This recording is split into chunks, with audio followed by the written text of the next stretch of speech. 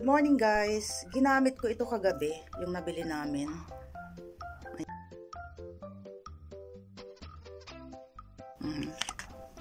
Tapos, ang tingin ko sa aking balat, parang ang ganda ba, guys? Good morning po. So, yun na nga guys, ang nangyari. Oh my goodness, may balita. Kagabi, nagdagdag na naman daw yung mga nakapaligid na sandata dito sa Lebanon guys. Yun na nga ang sinasabi ng mga tao. Traidor daw yung grupo dito. So nagdagdag na naman yung bansang F at saka bansang A. Nagpalibot na naman sila ng pang-protection ba. Dahil yung grupo dito ay hindi katiwa-tiwala. Oo. So naandun pa rin yung takot guys ng mga mamamayan dito. Dahil may posibilidad na umatake yung grupo dito doon sa kabila. So, wala ngang digmaan na idiniklara, guys. Pero, nakakatakot. Yun nga, ingat-ingat lang ang dapat nating gawin dito. At yung pamumuhay normal naman, umalis si Habi ng normal ang isip. At mga tao, nagtatrabaho sila ng normal. Pero yun nga, ingat-ingat din. Tahimik yung isipan ng mga tao dahil nga nagdeklara yung Pangulo dito, yung Pangulo ng grupo dito, na wala na nga guys. Wala nang digmaan. Pero yun nga, nakakatakot pa rin. At ang aking laki ay aking katabi dito. Wait a minute. Come. Say hello to them. At wait a minute. At wait. We will show them your tie, your necklace. You see the necklace o Blackie? Ayan. At mahirap na po siyang paliguan, hindi gaya noon. Anyway, malamig na. So hila-hilamos lang ang ginagawa ko diyan. Tapos brush din para matanggal yung kanyang balahibo. Say hello to them. Hello baby. Wait. In front. Say hello to them. Come on. Malaki na ang ating baby. Ayan. Say hello. Hello. Ang bango ng ating baby. Ayan. Oo. Hilamos at saka yung paglilinis sa kanyang tainga, sa kanyang puwet.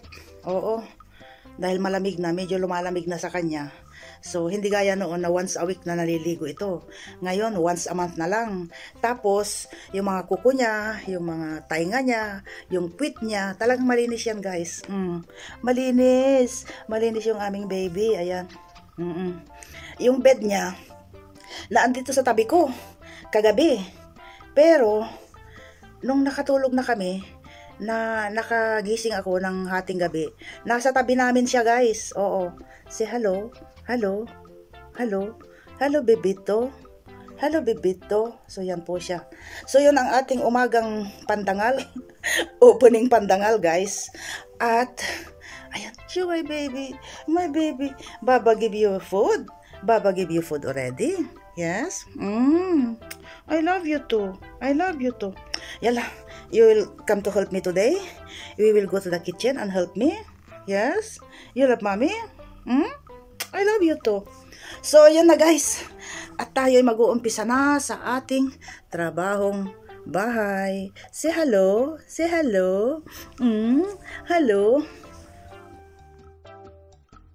So, ayan, nag-boil po tayo ng chicken neck. Tapos, may mga sobrang pagkain kahapon. Tapos, ngayon. So, ang ginawa ko, pinagrambo-rambol ko at sinupot kong ganyan, guys. So, isang supot sa isang araw para sa ating mga alagang pusa sa baba. 2,000 years later. No, we can see. It's not bad. That's it. Oh, you know. Look, it's nice in there to go inside. These are the ones that they are.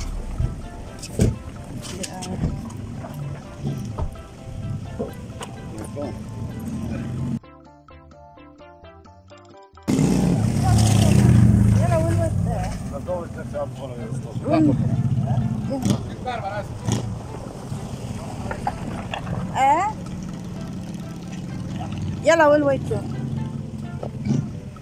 So, stop muna tayo dito guys. Bumalik yung mag-ama.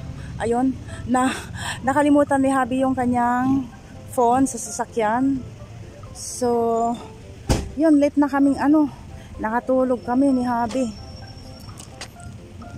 Kanina sana mga 3, 4, 5, ganon, maliwanag pa. Pero ngayon, tignan nyo guys, oh, madilim na. Pero kuha pa rin tayo ng, ako'y takot dito, oh. Ayan. Pag guys, pag sa araw, makikita mo yung mga isda doon. Ang sarap ang sarap magmasid ng yung mga lumalangoy-langoy na isda dyan. Ayan, oh. Anong oras na ba? May mga tao pa, marami pang tao. Anong oras na ba? Mga 7 na siguro. Oo. 7 na. Ayan, sa taas dyan guys. Sa taas dyan. Mga restaurant dyan. Yun. Tapos dito yung mga kung gusto mong mag sightseeing sa buong karagatan, yan. Tapos ito mga mga fishing boat, yan, oh. And then diretso tayo dito guys. Naririnig nyo ba ako guys? So ayun, maganda yan, oh. Ayun. At wala pa si Bunso at saka si Habi. Andun na sila, oh. Doon, oh, maganda doon, oh. Ayun. So, ipaharap ko nga. I-flip natin guys para naman makita nyo ang... Uy, madilim na. Madilim na guys. Pasensya na. Madilim dito sa camera guys, pero okay naman. Habang naglalakad kami, maliwanag naman guys. Ayun. Kasama namin si Jessie, pero naandun na siya, oh. Madilim ang yung paligid. Puros restaurant sa taas guys, oh.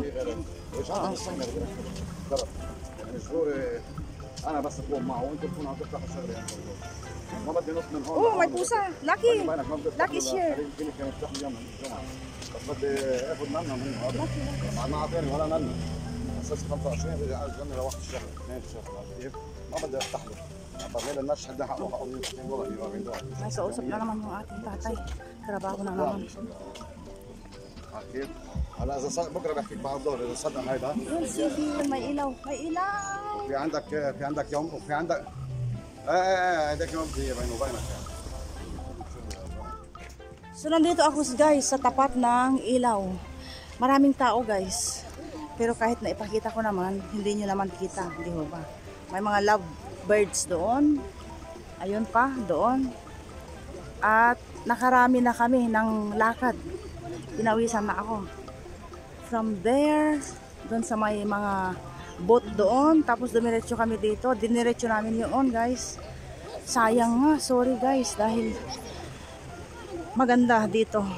One time, ipasyal ko kayo. Aga-agahan namin. Nakaplano na kami talagang pupunta dito. Kaya lang naidlip ako. So yun. Medyo madilim-dilim na paglabas namin ng bahay. Tapos, pagdating namin dito, as in talagang madilim na. So yun lang ang naipakita ko sa inyo. Tingnan natin. So yun. Wala na. So close na natin. Ituloy natin mamaya. Yung ngipin ko na lang ang nakikita. So pabalik na tayo guys kung saan tayo nag-umpisang maglakad. Ako po yan at saka si Bunso at pasayaw-sayaw. Dahil nga sa baybayin may mga naglalagay ng mga music ba. Opo. At okay, naandito na tayo kung saan tayo nag-umpisang maglakad guys. At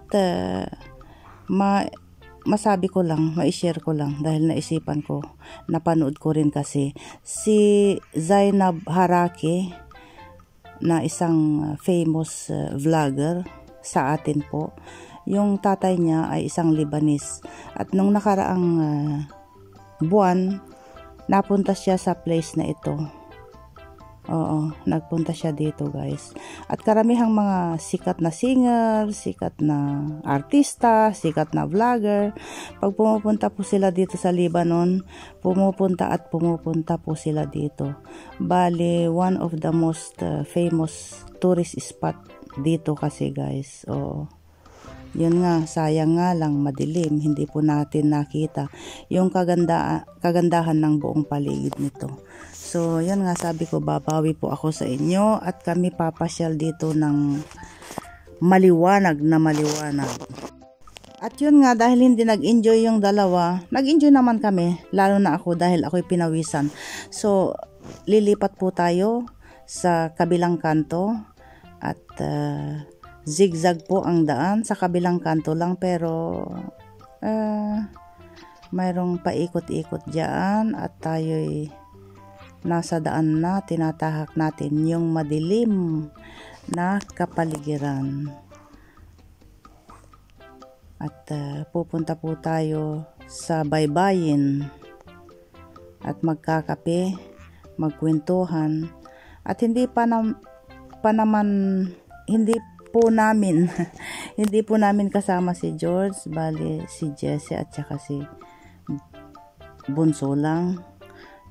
As you know, medyo itong dalawa takot sa camera, hindi gaya noon nung bago pa ako mag-umpisa ng vlog guys, na andyan palagi silang nakadikit sa camera, pero ngayon nagtatago na sila sa camera. So here we are, nandito na tayo guys. At kung tandaan niyo po, ito yung place na kung saan po kami pumunta nila Kati noon, sa may baybaying dagat po. At yan, dyan po sa may baybayin, sa harapan natin, baybaying dagat. At naglakad-lakad kami bago kami naupo dito guys. Ayan si Jessie, tapos si Bunso. Asan na si Bunso? So yan, coffee ang starting natin. Masarap-sarap pa yung simoy ng hangin guys.